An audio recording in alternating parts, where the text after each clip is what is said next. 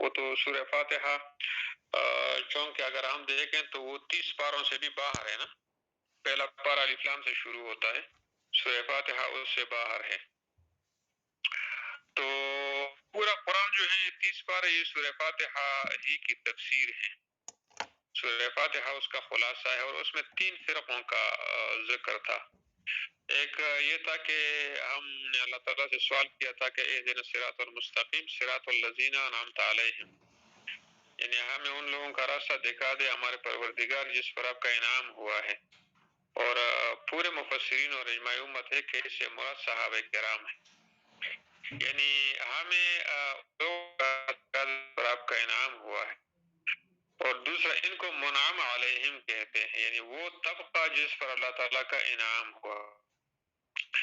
اس طبقے کا ذکر قرآن میں جگہ جگہ ہو رہا ہے، لیکن سورہ بقرہ کی بالکل ابتدائی 5 آیتوں میں اس کا تذکرہ ہوا ہے، جو الذین ينفقون، جو الف لام میم ذالک الکتاب لا ریب فیہ ھدی للمتقین الذین یؤمنون بالغیب ویقیمون الصلاۃ ومما رزقناہم ينفقون، یہاں سے مفلحون تک یہ 5 صفات منعم علیہم، یعنی اس طبقے کے ذکر کیا اللہ تعالیٰ نے جس کا ہم نے سوال کیا تھا سورہ فاتحہ میں کہ ہمیں ان لوگوں کا راستہ دکھائیں. اور اسی طرح باقی پھر صفات اور بھی آتے ہیں، سورہ مومنون میں آتے ہیں 18ویں پارے میں، شروع میں کافی سارے صفات. دوسرا ہم نے اللہ تعالیٰ سے دعا کی تھی کہ غیر المغضوب علیہم، ہمیں ان لوگوں کا راستہ سے ہمیں بچائیں جس پر آپ کا غضب ہوا ہے. اس سے مراد یہود ہیں جو کہ ختم اللہ علی قلوبہم سے شروع ہو جاتا ہے.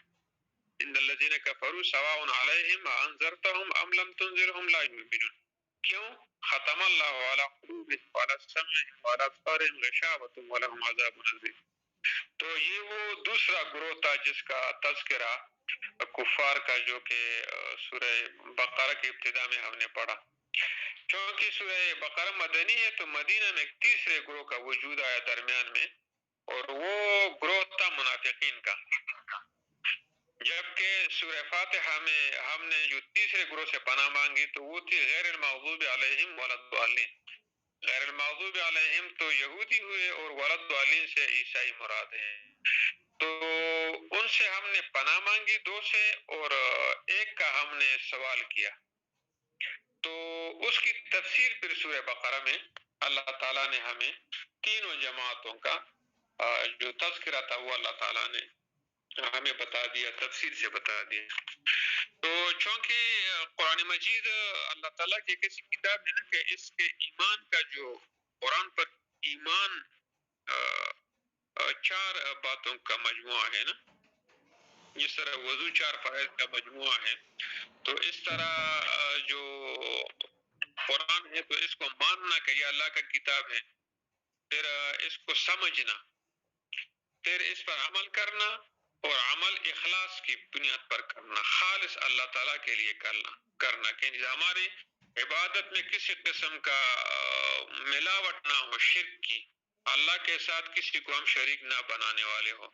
تو ان 4 چیزوں کو ملا کر قرآن پر ایمان بنتا ہے. اگر قرآن ہم نے مان لیا کہ اللہ کا کتاب ہے اور سمجھا نہیں، جس کو ہم کہتے ہیں اس زبان میں جس زبان میں ہمیں عبور حاصل ہے، یا کم از کم مادری زبان جس کو ہم کہتے ہیں فرسٹ لینگویج، تو اس میں سمجھنا قرآن کا ضروری ہے. اس کے بعد پھر اس پر عمل کرنے کی باری آتی ہے سمجھنے کے بعد، اور پھر وہ عمل جو ہے وہ ہماری ریا کے لیے نہ ہو بلکہ وہ خالص اللہ کی رضا کے لیے ہو. تو قرآن پر ایمان مجموعہ ہے ان 4 چیزوں کا، جس طرح وضو ایک نام ہے اور وہ مجموعہ ہے 4 فرائض کو پورا کرنے کا، یعنی ہاتھ بازو دھونا کہنے تک، اور اسی طرح چہرہ دھونا، سر مسح کرنا، پاؤں دھونا، ان 4 چیزوں کا نام وضو ہے. اسی طرح قرآن کا ایمان جو ہے یہ ان 4 چیزوں کا مجموعہ ہے کہ ہم قرآن کو مانیں کہ یہ اللہ کی کتاب ہے، لیکن اس میں ہم اور کافر جو ہیں سارے نہ ماننے والے، وہ اور ہم ایک ہیں، وہ بھی مانتے ہیں کہ یہ اللہ کی کتاب ہے.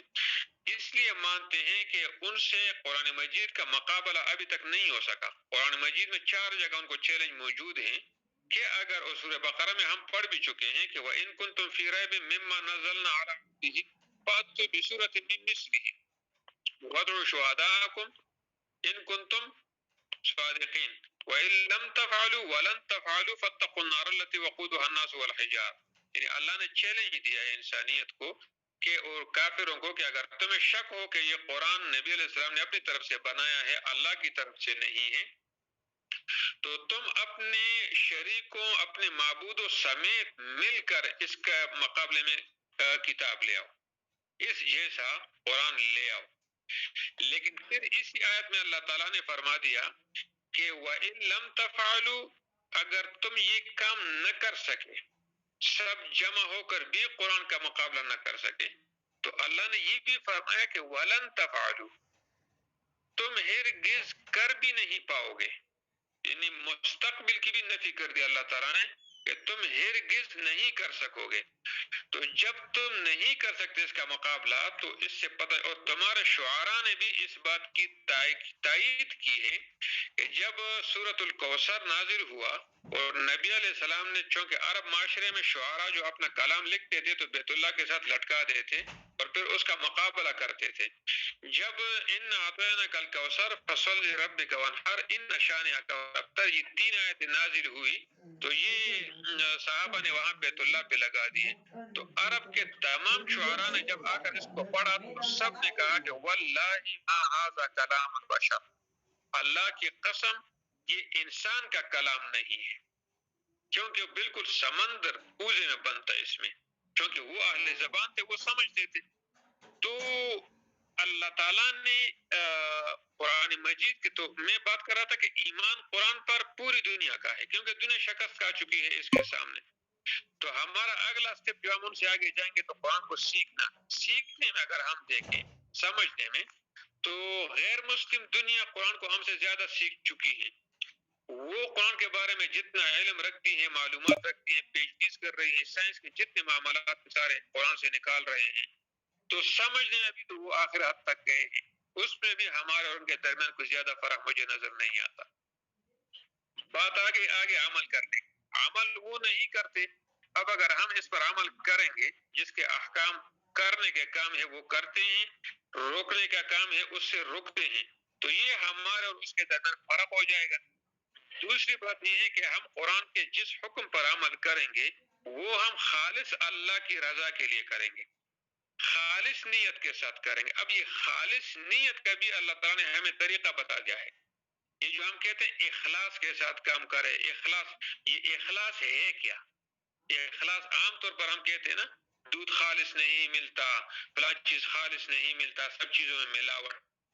عبادت میں اخلاص کیا ہے یہ بھی اللہ تعالیٰ نے ہمیں بتا دیا ہے کہ مجھے ایسا خالص عبادت چاہیے جیسے میں تمہیں جانور کے، یعنی گائے، بھینس، بکری، اونٹنی وغیرہ دودھ دینے والے جانور جو ہیں، جس طرح میں تمہیں یخرج من بین الفرث والدم لبنا خالصا سائغا شارب، قرآن میں اللہ فرماتے ہیں سورہ انعام میں کہ میں تمہیں جانوروں کی پیٹ میں سے خون اور گوبر کے درمیان سے سفید، خوبصورت اور تازہ دودھ دیتا ہوں، جس میں نہ خون کی ملاوٹ ہوتی ہے اور نہ اس میں گوبر کا بو ہوتا ہے، اور ان دو چیزوں کے درمیان سے میں تمہیں دودھ نکال کر دیتا ہوں، لبنن، دودھ، خالصا، وہ خالص کا لفظ یہاں سے ہمیں ملا کہ جانور کے پیٹ کے آلائشوں کے درمیان، جہاں ایک طرف خون ہے دوسری طرف گوبر ہے اور درمیان سے ہم دودھ نکالتے ہیں، اللہ فرماتے ہیں میں دیتا ہوں۔ تو تم بھی دنیا کے رواج، کفر یا معاشرہ، بیہودہ فحاشی کے دنیا میں، ہوا پرستی کی ماحول میں بھی مجھے ایسا ہی خالص عبادت دیا کرو، اور یہ تم دے سکتے ہو کہ رواج بھی ہیں، بیہودگی بھی ہیں، فحش پرستی بھی ہیں، ہر طرف جو ہے بے دینی کا دورہ ہے، تم اس کے درمیان میرے بندو خالص میری عبادت کرو، جس طرح میں تمہیں پیٹ کی آلائشوں کے درمیان سے تمہیں خالص دودھ دیتا ہوں، اسی طرح خالص عبادت میرے لیے کرو۔ تو دو چیزوں میں پھر ہم قرآن کے ماننے والوں اور نہ ماننے والوں میں ہمارا فرق ہوگا، ایک یہ کہ وہ ہم عمل کریں گے قرآن پر، اور دوسرا یہ ہے کہ وہ عمل ہم اللہ تعالیٰ کی خالص رضا کے لیے کریں گے، کوئی ریا نہیں ہوگی اس میں۔ دوسری بات جو عام ہے وہ یہ ہے کہ چونکہ ہم اللہ تعالیٰ کے مخلوق ہیں اور اللہ تعالیٰ ہمارے خالق ہے اور مالک کائنات ہیں، انہوں نے اپنا تعارف یا قرآن کو بحیثیت ڈنڈے کے زور پر نہیں منواتے ہمارے اوپر کہ چونکہ میں خالق ہوں مالک ہوں یہ میرا حکم ہے کرو، نہیں کرو گے تو جہنم میں جاؤ، ایسا کبھی نہیں کہتے۔ قرآن مجید یا اللہ تعالیٰ اپنی ذات ہمیں سمجھانے کے لیے ہمیں 4 قسم کے دلائل سے ہمارے ساتھ بات کرتے ہیں۔ اللہ تعالیٰ ہمیں 4 قسم کے بڑے دلائل ہمیں، اب ہمارے خالق ہیں، اب ہم نے ان سے دلیل بھی نہیں مانگا، لیکن اللہ تعالیٰ ہمیں دلائل سے سمجھاتے ہیں کہ میں تمہارا خالق ہوں مالک ہوں، میرے ساتھ شریک مت کرو۔ وہ جو 4 قسم کے دلائل ہیں، وہ پہلا جو دلیل اللہ تعالیٰ ہمیں دیتے ہیں وہ دلیل عقلی ہمیں بتاتے ہیں۔ قرآن میں دلائل عقلی آتے ہیں۔ دلیل عقلی اس کو کہتے ہیں جس کا تعلق عقل سے ہو، یعنی صرف انسان ہو اور پاگل نہ ہو، وہ اس بات کو مانتا ہو، اس کے لیے مسلمان ہونے کی بھی ضرورت۔ یعنی دلیل عقلی جو بات عقل مانتی ہو، اللہ تعالیٰ ان دلائل کے ذریعے اپنے وجود کو، طاقت کو، قدرت کو ثابت کرتے ہیں ہمارے سامنے۔ دوسری جو دلیل ہے وہ دلیل عقلی اعلیٰ اعتراف الخصم ہے، یعنی اپنے مقابل سے، یعنی ہم سے اقرار لے لیتے ہیں، اور پھر جب ہم اقرار کر لیتے ہیں تو پھر اللہ فرماتے ہیں کہ پھر مجھے کیوں نہیں مانتے، میری طاقت کیوں نہیں مانتے۔ جس طرح اللہ فرماتے ہیں ایک جگہ کہ قل، ان سے پوچھیں، من یرزقکم من السماء والارض ان یملک السمع والابصار ومن یخرج الحی، یعنی تمہیں رزق کون دیتا ہے آسمان سے، پھر تمہارے آنکھوں کا، کانوں کا مالک کون ہے، کون مردے سے زندہ، زندہ سے مردہ پیدا کرتا ہے، کون جو ہے تدبیر کرتا ہے کاموں کا، فسیقولون اللہ، تو یہ مشرکین کہیں گے کہ یہ سارے کام اللہ کرتے ہیں۔ تو جب وہ کہتے ہیں کہ یہ کام اللہ کرتے ہیں تو پھر اسے پوچھو کیوں نہیں مانتے، پھر اس کو کہتے ہیں وہ دلیل جو آپ مقابل کو منوا لیتے ہیں، منوانے کے بعد پھر اس سے پوچھتے ہیں کہ پھر ایسا کیوں کرتے ہو۔ جیسے ہم کہتے ہیں 2 + 2 = 4، تو جب میں کسی سے پوچھے ہم کہ 2 + 2 کتنے ہو گئے، وہ کہیں گے 4، لیکن جب یہی میں کہوں کہ 2 + 2 = 2 تو وہ کہے گا 4، تو میں کہوں جب 2 + 2 = 4 مانتے ہو تو 2 + 2 = 4 میں تمہیں کیا فرق نظر آتا ہے؟ جب تم 2 + 2 = 4 مانتے ہو تو پھر 2 + 2 = 4 بھی تو ایک ہی چیز ہے نا۔ جب تم مانتے ہو کہ خالق کائنات اللہ ہے، بارش والے اللہ ہے، بڑے طاقت والے اللہ ہے، تو پھر شرک کیوں کرتے ہو؟ تمہارے پاس کیا ثبوت ہے؟ تو اس میں خصم مقابل جو ہے وہ لاجواب ہو جاتا ہے۔ 2 دلائل عقلیہ یہ ہوتے ہیں۔ تیسری جو ہے وہ دلائل نقلیہ کے ساتھ اللہ تعالیٰ ہمیں سمجھاتے ہیں قرآن میں۔ دلائل نقلیہ کی 7 قسمیں ہیں، پھر یعنی اللہ تعالیٰ جو 7 قسم کے دلائل ہیں اس میں مختصراً میں بتاتا ہوں کہ وہ ہیں گزشتہ کتابوں سے دلائل، تورات، انجیل، زبور، اس کے بعد پھر سابقہ انبیاء عام طور پر، تیسرے نمبر پر پھر خاص انبیاء یعنی جو نوح علیہ السلام ہے، ابراہیم علیہ السلام ہے، موسیٰ علیہ السلام ہے، ان کے واقعات یہ بھی دلائل میں ہیں۔ چوتھا پچھلے علماء سے یعنی تورات، انجیل، زبور کے عالموں کے حوالے سے۔ پانچواں جنات سے کہ جنات نے بھی قرآن سنا اور انہوں نے بھی مانا۔ آخری پارے میں 29 پارے میں آتا ہے نا کہ انہوں نے سنا، انہوں نے۔ چھٹا دلیل نقلی ملائکہ سے کہ فرشتے میں، اور 7واں پرندوں سے۔ سلیمان علیہ السلام کے وقت میں ہدہد آ کر توحید کی دعوت دیتے ہیں سلیمان علیہ السلام کو۔ کیسر بلقیس ایک بادشاہ ہے اور وہ سورج کو سجدہ کرتے ہیں، تو وہ اللہ تعالیٰ کو سجدہ کیوں نہیں کرتے؟ پرندوں سے دلیل نقلی۔ تو یہ 7 قسمیں جو ہے تفصیل میں نہیں جاتے۔ تیسری قسم جو ہے وہ ہے دلیل وحی۔ کبھی ایسا ہوتا ہے کہ نبی علیہ السلام کو جو حکم ملتا ہے وہ کہتے ہیں کہ مجھے بتایا گیا ہے، قل انی نہیت ان اعبد الذین تدعون من دون اللہ، اے مشرکو کافرو، مجھے اس بات سے روکا گیا ہے کہ میں جن کو تم پکارتے ہو میں ان کو بلاؤں۔ اس کو دلیل وحی کہتے ہیں۔ تو اللہ تعالی اپنے آپ کو قرآن مجید میں دلائل کے ذریعے اپنے بندے سے خود کو منواتے ہیں، ڈنڈے کے زور پر نہیں، طاقت کے زور پر اللہ تعالیٰ کبھی خود کو نہیں منواتے۔ اگر طاقت کے زور پر اللہ تعالیٰ خود کو منواتا تو اس کی مثالیں قرآن مجید میں بہت ساری موجود ہیں کہ جب اللہ تعالیٰ خود کسی کو اپنے آپ کو براہ راست منواتے ہیں تو ہم دیکھتے ہیں کہ فرعون جس نے 400 سال اور اس کے سر پر بھی درد نہیں آیا، لیکن جب اللہ تعالیٰ نے موقع ختم کر دیا اور اس کو سمجھانے کی کوشش کی زبردستی، دلائل سے نہیں ہوا، 9 عذاب ان پر آ گئے لیکن وہ نہیں سدھرے۔ لیکن جب اللہ نے اس کو زبردستی سمجھانے کی کوشش کی تو موسیٰ علیہ السلام کی ایک لاٹھی کا مقابلہ اس پورے فرعونیت نہ کر سکی۔ یعنی موسیٰ علیہ السلام کے پاس جو بکریاں چرانے والی چڑی تھی، اس چڑی کا مقابلہ پوری فرعونیت نہ کر سکی، اور وہ چڑی موسیٰ علیہ السلام اور بنی اسرائیل کو پار کر گئی سمندر سے اور فرعون کو اسی دریا میں غرق کر دی۔ تو اگر اللہ زبردستی خود کو منواتا تو پھر تو ساری دنیا مسلمان، کوئی بھی کافر نہ ہوتا۔ اللہ تعالیٰ بار بار یہ فرماتے، تو اللہ تعالیٰ جو ہے تقریباً 20 سے زیادہ قسم کے دلائل سے ہمیں آمادہ کرتے ہیں کہ میرے بندے مان لو میری بات، یہ دلائل ہے، یہ دلائل ہے، یہ دلائل ہے۔ میں دلائل کے ساتھ تمہارے ساتھ بات کرتا ہوں، تم بغیر دلیل کے میرا انکار کرتے ہو، تو چونکہ آنا تو واپس پھر بھی میرے پاس ہے۔ تو وَهَدَيْنَاهُ النَّجْدَيْنِ، میں نے 2 راستے بتائے ہیں، من شاء فمن شاء منکم فلیؤمن ومن شاء فلیکفر انا اعتدنا للظالمین نارا۔ اللہ نے فرمایا کہ بس جو آدمی چاہے میرا قرآن مانے، دلائل موجود ہیں، عقلی موجود ہے، نقلی موجود ہے، وحی موجود ہے، ہر طرح سے میں نے اپنے بندے کی تسلی اتاری ہے، کی ہے میں نے۔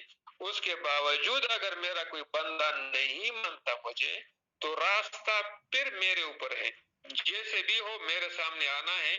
تو 2 راستے ہیں، جس پہ آؤ گے میرے سامنے میرے دشمن کی حیثیت سے آؤ گے تو ٹھکانہ جہنم ہے سزا کے طور پر، میرے ماننے والے کے طور پر میرے سامنے آؤ گے تو میری رضا کی صورت میں جنت میں تمہیں بھیجوں گا۔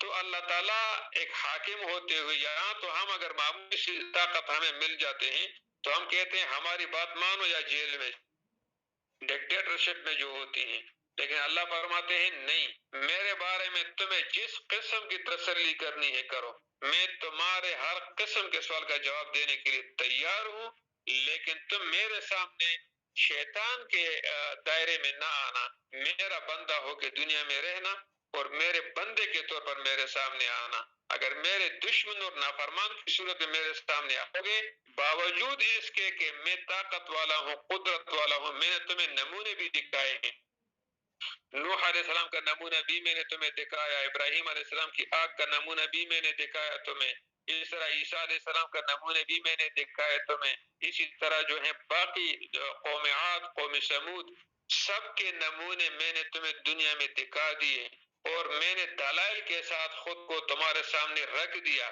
پھر بھی نہیں مانے، لہذا ٹھکانہ تمہارا میرے جہنم میں۔ تو اللہ تعالیٰ ہمیں توفیق دے کہ ہم قرآن کو سمجھیں اور اللہ تعالیٰ کی اتنی بڑی طاقت ہونے کے باوجود ہمارا اتنا لحاظ کرنا کہ وہ ہمیں دلیل کے ساتھ اپنی طاقت اور قدرت سمجھاتے ہیں اور ہمارے پاس ہم بغیر دلیل کے اللہ تعالیٰ کی نافرمانی کرتے ہیں، مسلمان ہوتے ہوئے اعمال کی کمزوری ہے اور کافر ہوتے ہوئے اللہ تعالیٰ کی دلائل کا انکار ہے، لہذا اللہ تعالیٰ ان کو ہدایت دے اور ہمیں استقامت دے۔ وما علینا الا البلاغ۔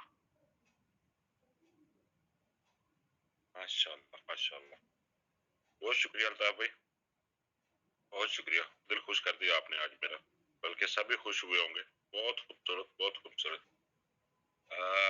یہ ہے اصل میں اصل طریقہ اور اصل لاجکس جو صرف علماء کے پاس ہوتی ہے، ہم تو سیکھنے والے لوگ ہیں، کوشش کر رہے ہیں، تو شکر الحمدللہ آپ کا آپ کا ساتھ ہمیں ملا، ہم بھی انشاءاللہ تعالیٰ سیکھیں گے، سمجھنے کی کوشش کریں گے، عمل کرنے کی کوشش کریں گے۔ اللہ تبارک و تعالیٰ آپ کو بھی جزائے خیر دے، آپ کے بھی اس دنیا میں آپ کے مسائل کو حل کرے اور اس دنیا میں عافیت عطا فرمائے۔ بہت شکریہ، بہت شکریہ. آپ کی آواز تو بالکل نوجوانوں جیسی ہے اور بڑی تر و تازہ رہتی ہے، تو اس لیے مجھے اور اچھا لگتا ہے اور بڑی کرسٹل کلیئر. شکر الحمدللہ، بہت شکریہ. جی زاہد بھائی آپ کچھ کہنا چاہتے ہیں؟ جی الطاف بھائی نے مینشن کیا تھا کہ 4 جگہ چیلنج کا ذکر ہوا ہے، تو ایک جگہ کا انہوں نے بتا دیا کہ جس صورت میں باقی 3 جگہ کا بھی کائنڈلی بتاتے جاتے تو علم میں اضافہ ہو جائے. جی ویسے حافظ تو نہیں ہوں الحمدللہ، بیٹے تو 2 حافظ ہیں، لیکن اندر ہے ایک جگہ تو یہ جو چیلنج ہے ایک جگہ کا ہے کہ فاتو بعشر سور مفتریات، یعنی ایک جگہ 10 آیتوں کا چیلنج دیا ہے اللہ تعالیٰ نے، دوسری جگہ پورے قرآن کا ذکر دیا ہے اللہ تعالیٰ نے، تیسری جگہ اللہ تعالیٰ نے صرف ایک آیت کا چیلنج دیا ہے. پورا قرآن 10 صورتیں، فاتو بعشر سور مفتریات، یعنی افترا کہتے ہیں خود سے گڑھنے کو، یعنی تم خود سے 10 صورتیں بنا کے لے آؤ. چونکہ قرآن عربی میں تھا نا، اگر قرآن کو ہم دیکھیں جو مدنی صورتیں، جتنی مدنی صورتیں یہ انتہائی سلیس انداز میں ہے، انتہائی نرم انداز میں ہے، الفاظ انتہائی خوبصورت، یعنی ہر کوئی روانی سے پڑھ لیتا ہے.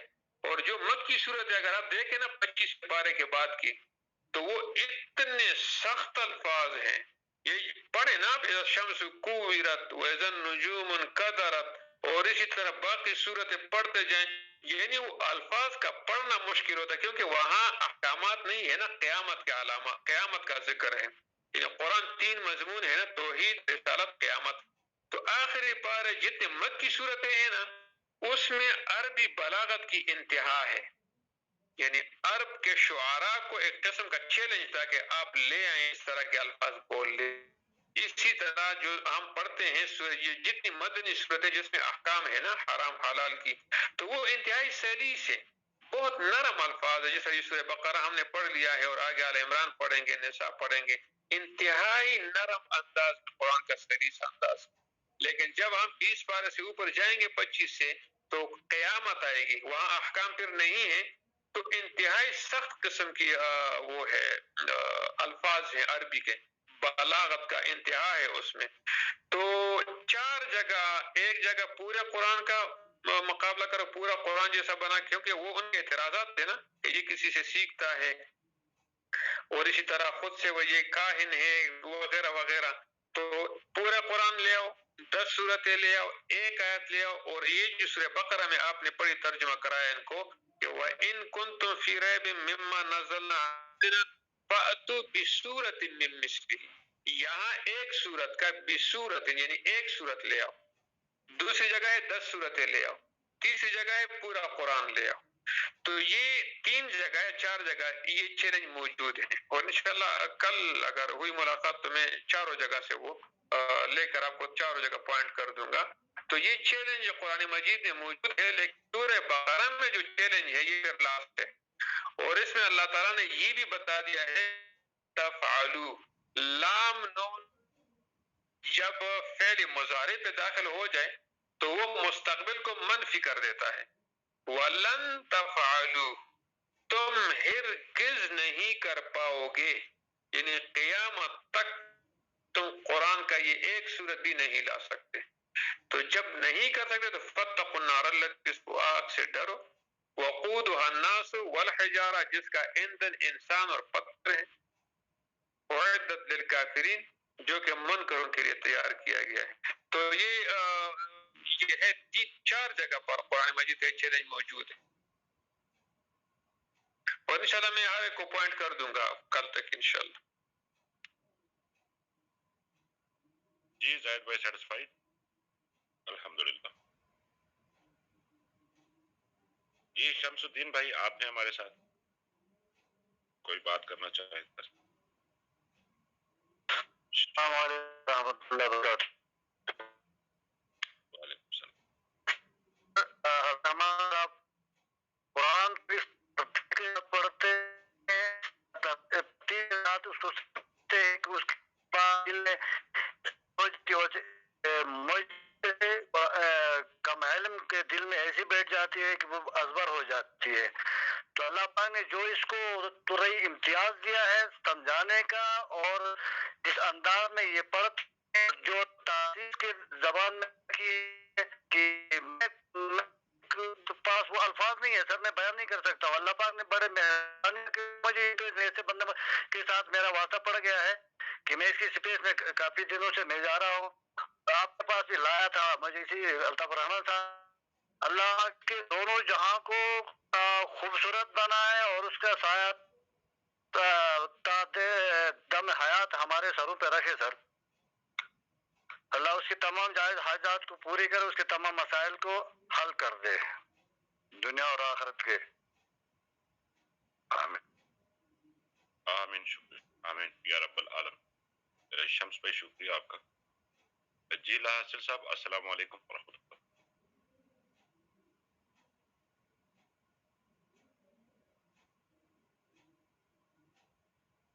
جی لا حاصل صاحب آپ موجود ہیں؟ اگر نیچے کسی بہن بھائی کو مائک چاہیے، بات کرنا چاہیں، کوئی سوال رکھنا چاہیں، بات سننا چاہیں تو پلیز مائک ریکویسٹ کریں.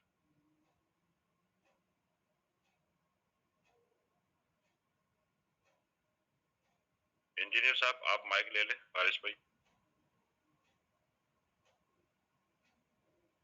لا حاصل صاحب اگر آپ ہیں تو آپ بولیے.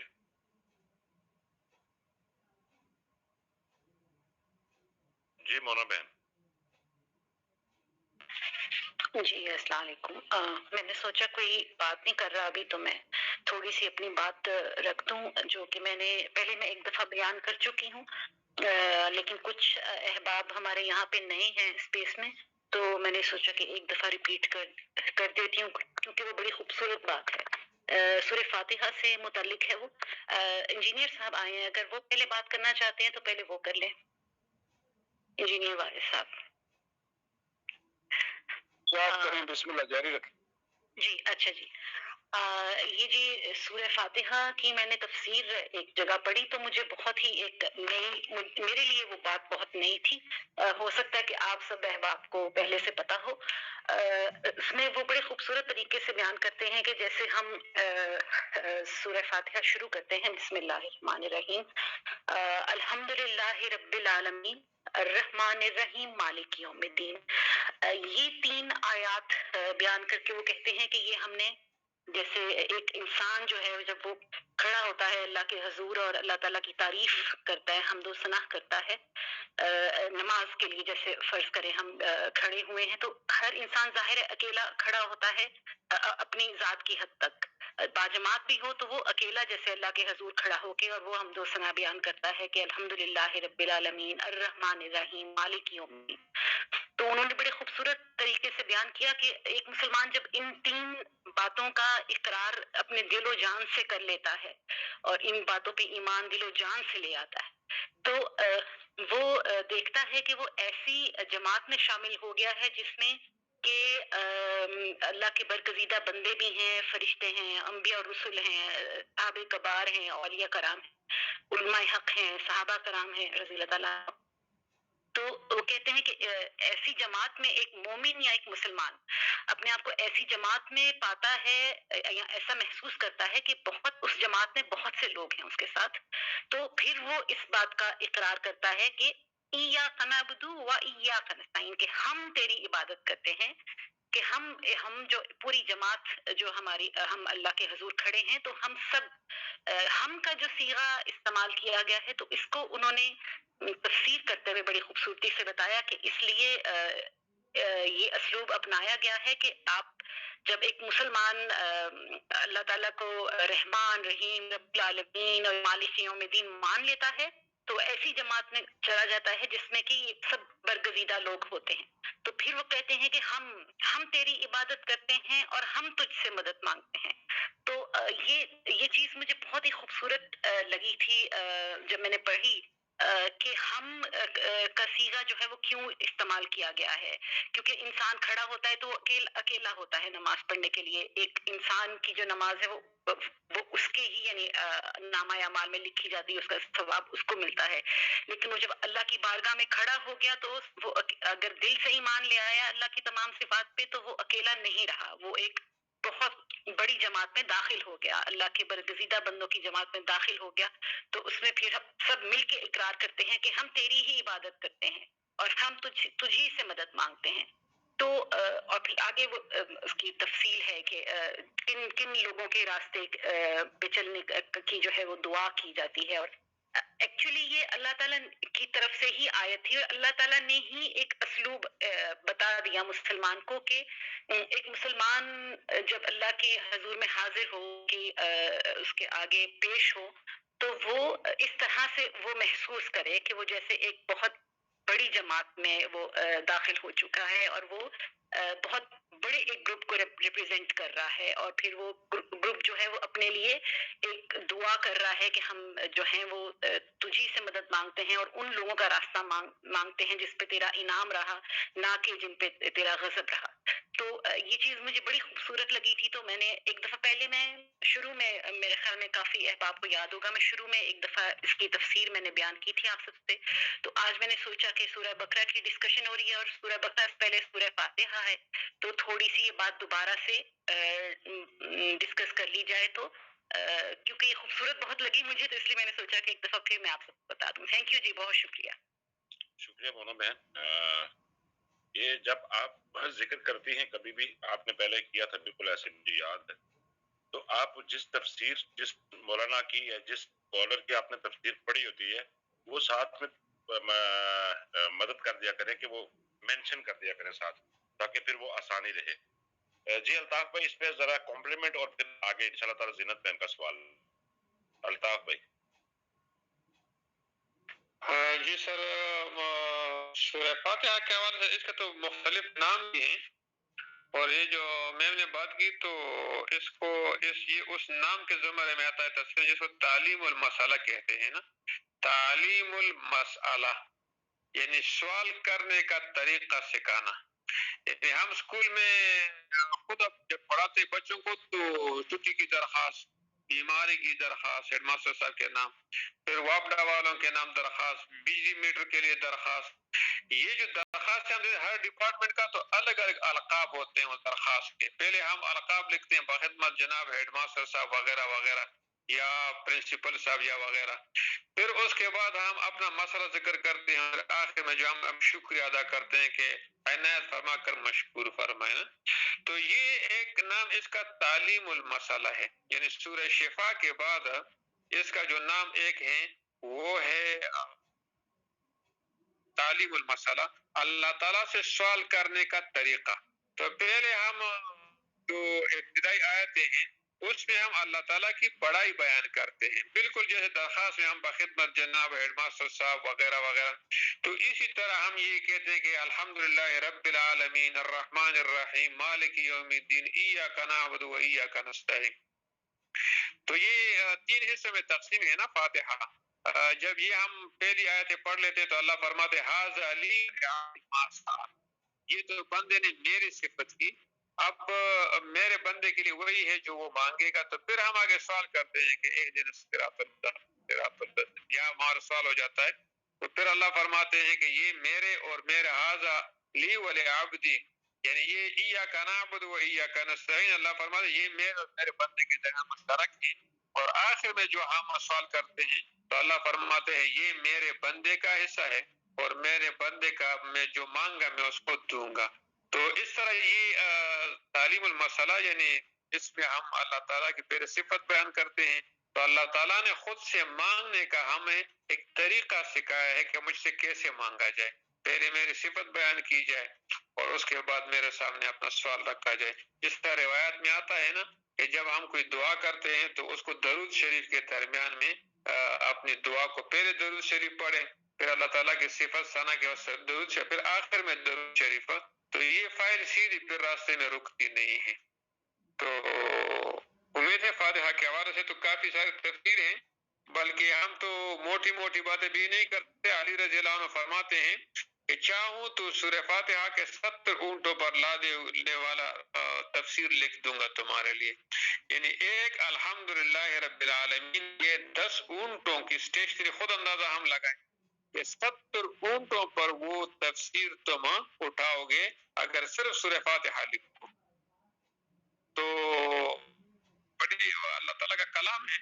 تو بس اللہ تعالیٰ ہمیں موٹی موٹی باتیں سمجھے اور عمل کرنے کی توفیق عطا فرمائے. تو ہمارے لیے یہی کر. سبحان اللہ، بہت ہی خوبصورت بات الطاف بھائی آپ نے بتا دی.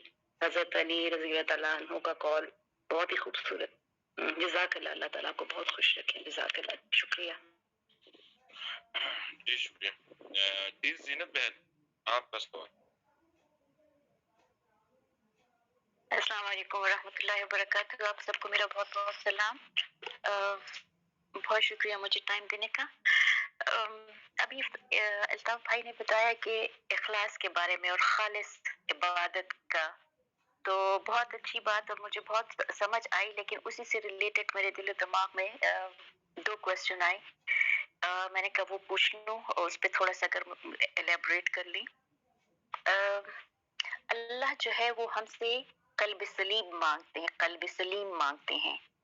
تو میرا کوشچن تھا کہ ہم اپنے قلب کو قلب سلیم کیسے بنائیں، اور اس کے لیے ہم اپنے نفس کا تزکیہ کیسے کریں تاکہ ہم اس طریقے سے خالص عبادت کر لیں اللہ کے لیے، جیسے کہ اللہ نے ہمارے لیے دودھ کس طریقے سے خالص پیدا کیا. تو اس کے لیے مجھے ٹپس چاہیے. کوئی آئی نو کہ یہ کوشچن پتہ نہیں make sense or not, but I want some shortcut tips for it کہ ہم کیسے اپنے دل کو قلب سلیم بنائیں، کس طریقے سے ہم اپنے نفس کا تزکیہ کریں کہ ہماری عبادتیں جو ہیں وہ خالص ہو جائیں ہمارے رب کے لیے. بہت شکریہ. خوبصورت ترین سوال آج کی اس پہ. بہت شکریہ. جی الطاف بھائی پلیز.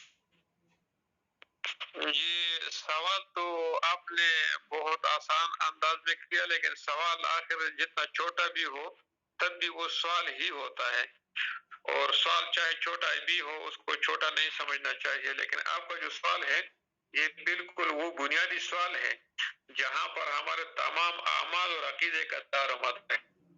اور ایک قلب غافل ہے نا، تو قلب سلیم جو اللہ تعالیٰ فرماتے ہیں یا جو اسلام ہے سلیم ہے وہ آتا ہے نا بقلب سلیم.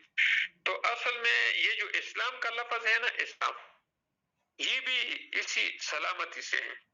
فارسی میں ہم کہتے ہیں گردن نہادن، کسی کے سامنے سر خم کر دینا، یعنی خود کو حوالے کر دینا.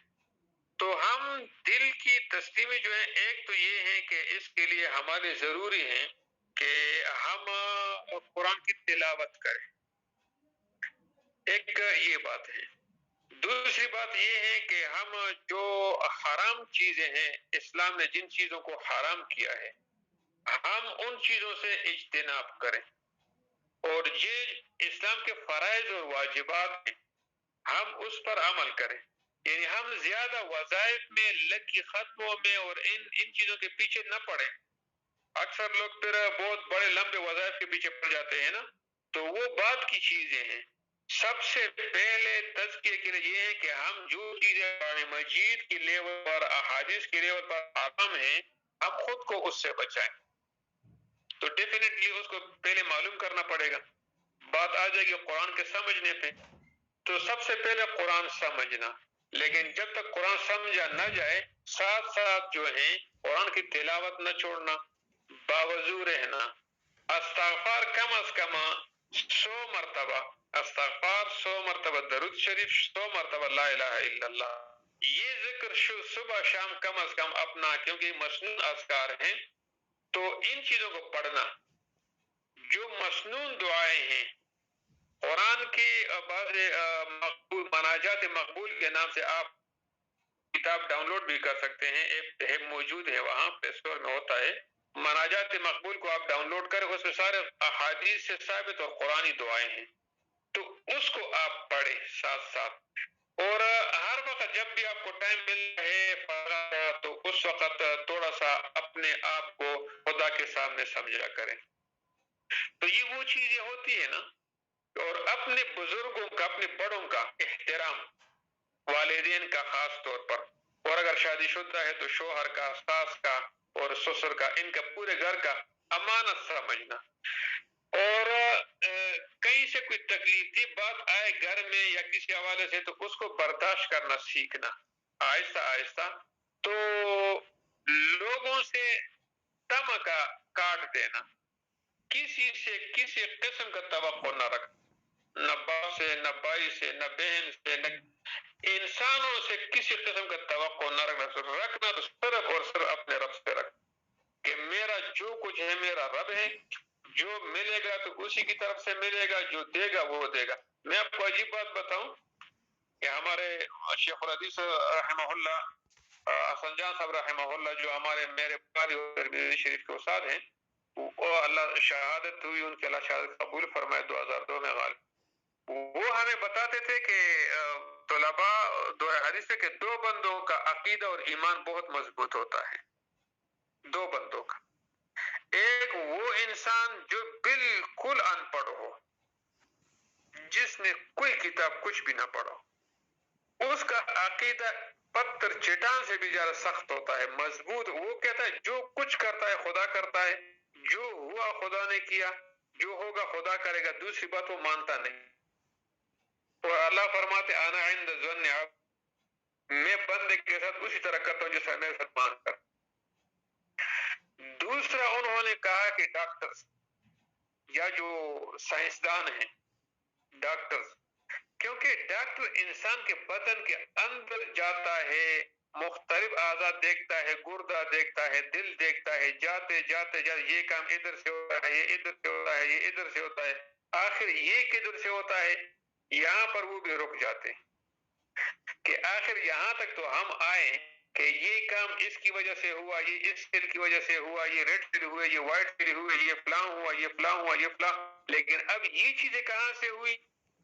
یہاں سے آگے پھر ڈاکٹر بھی کہہ دیتے ہیں کہ بس کوئی ایسی طاقت اور قوت ہے جو اس کے پیچھے کار فرما ہے، اور وہی قوت اس ساری کائنات کو چلانے والی ہے، جو ایک بدن کے نظام کو جس دن اس میں روح ڈالا، وہ جو گھڑی کی بار کی طرح چل رہا ہے اور اس میں کوئی کمی نہیں آتی، یعنی ہم اس گوشت پوست کے بدن سے بڑے بڑے لوہے کسکا دیتے ہیں، ختم کر دیتے ہیں، اور بڑے بڑے پہاڑ اور چٹان ہم اس گوشت پوست کا انسان جو ہے پہاڑوں سے دوسری طرف نکل جاتے ہیں، لوہے کو ہم آٹے کی طرح اڑا کے رکھ دیتے ہیں، اور ہے کیسے گوشت پوست کے انسان، ایک پتھر بھی لگے تو پھر جگہ سے نہیں اٹھ سکتے۔